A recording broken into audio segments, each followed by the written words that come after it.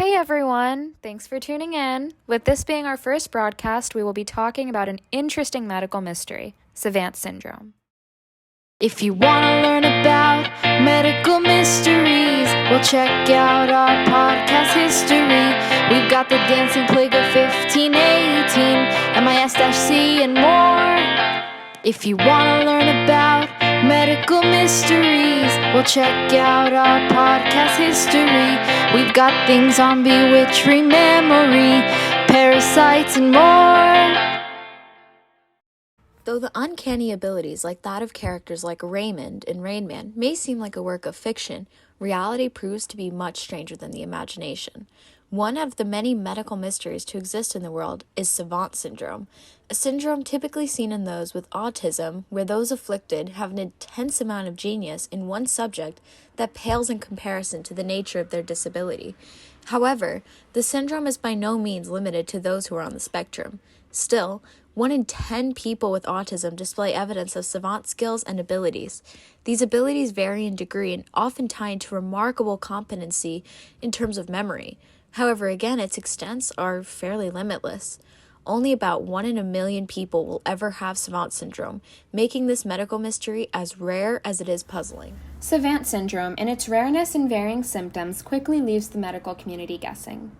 With so few savants in the world, let alone those who intend to help conduct research, understanding the syndrome and why it occurs is incredibly challenging. Many savants display varying neuroanatomy, which also creates obstacles in discovering the root of the syndrome, and what exactly it means for those with it. Understanding not only the scientific elements of their condition, but also the human aspects is complicated. While there is still much left to be done, considerable advancements have been made. The work of both researchers and even pop culture influence, such as the movie Rain Man, have collectively worked to bring the condition into the public eye. And while scientific evidence has and continues to be discovered, other aspects of the condition are still in development.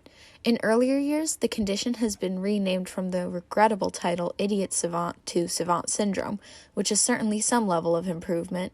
However, on the more scientific side of things, research has been able to distinguish certain ideas such as prodigy, genius, and savant. It's important to note the differences in these titles as they directly correlate to the varying brain functions between those labeled under each group and what exactly sets apart and distinguishes a savant from anyone else. Raymond Babbitt, Hoffman's character in the 1988 film production of Rain Man, is perhaps the best-known example of Savant syndrome. This movie shed light on the condition, bringing it into public eye in a way that a century of research couldn't. Raymond, who had autism, had a talent for memorization and for card counting. Upon his father's passing, he was left $3 million in trust fund for his care. His brother Charlie was after this money, not knowing or remembering Raymond, who was separated from Charlie when he was 2 years old to be placed into long-term care for his condition. Charlie's perspective of Raymond evolved and changed throughout the movie. He goes from viewing his brother as peculiar and unusual to gaining a deeper and more righteous understanding of who his brother really was. What many don't know about the character, though, is that he was based off of a real person with Savant syndrome. Really? Who? Kim Peek, the inspiration for the character Raymond, is a spectacular example of the scope of knowledge that one with Savant syndrome can display and have. Being pronounced with brain damage since birth, doctors were the first to tell Kim's parents that he would never walk, talk, or hold the ability to learn. But he overcame all of that, didn't he? Well, currently, Kim is believed to have the most extensive factual memory in the world, proving doctors completely wrong. Oh, and he can read 2 pages at once, too. Holding the ability to not only absorb, but recall about 98% of whatever he reads, it is believed that his unique and outstanding ability is because his brain is wired in a way completely different to yours and mine. Kim's brain lacks the corpus callosum, a specific white matter that you and I have connecting the left side to the right side of our brains. It was believed that Kim was born without it, which may be the source of his apparent handicap. However, Kim's brain has since been able to fully rewire itself. This is beyond anyone's control. However, it would seem that because of it, he has been gifted with this extraordinary ability. When asked how he does it, Kim's answer is quite similar to that of many other savants, which ends up being that there is no clear methodology in what he thinks or how he thinks. Kim says, by looking at my own heart and my own mind, when asked the question of how he is able to recall and understand so much.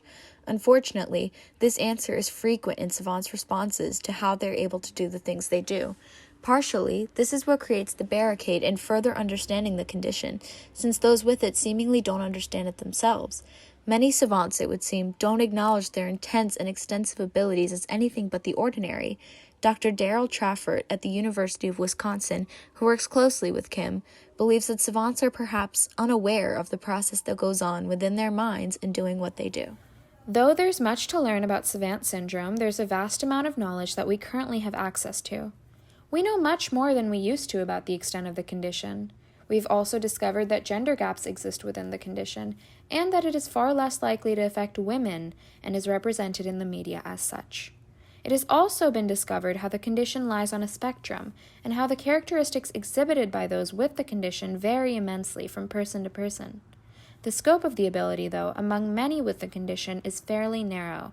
However, the possibilities are limitless. Commonly, the abilities of savants fall under one of 5 categories: art, music, spatial skills, mathematics, or calendar counting. These skills, both seemingly understandable and downright uncanny, are fairly common and seen in those with the condition. More recently, it has also been discovered that Savant syndrome is both something that can be congenital and acquired. However, the most important thing we have learned as a community about Savant syndrome is that no singular theory or equation or reason can sum it up.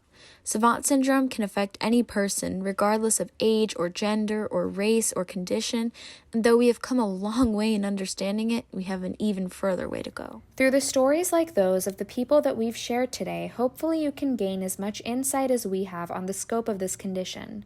It certainly finds itself unique, not conforming to many standards, and can serve as a reminder to us that the brain is full of wonder and mystique. Thanks for listening. This was Shrutee, Behera, Dhrashti, Patel, and Zoe Van Gelder from McNair Academic High School McMed Club. Make sure to subscribe and turn on your notifications so you don't miss our next episode. Follow us on Instagram at mc.med_ to see more of us. Stay tuned for more medical mysteries. If you want to learn about medical mysteries, well, check out our podcast history. We've got the Dancing Plague of 1518, MIS-C, and more.